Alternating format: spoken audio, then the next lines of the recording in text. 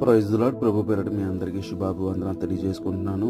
ఏ దినము దేవునికి వాగ్దానం చూసుకున్నట్లయితే కీర్తన గ్రంథము 80వ అధ్యాయము 7వ వచనంలో చూసుకుంటే, సైన్యములకు అధిపతియగు దేవా, చెరలో నుండి మమ్మల్ని రప్పించినట్లు మేము రక్షణ నొందినట్లు నీ ముఖ కాంతి ప్రకాశింపజేయమని దేవునికి లేఖనం సెలవిస్తుంది.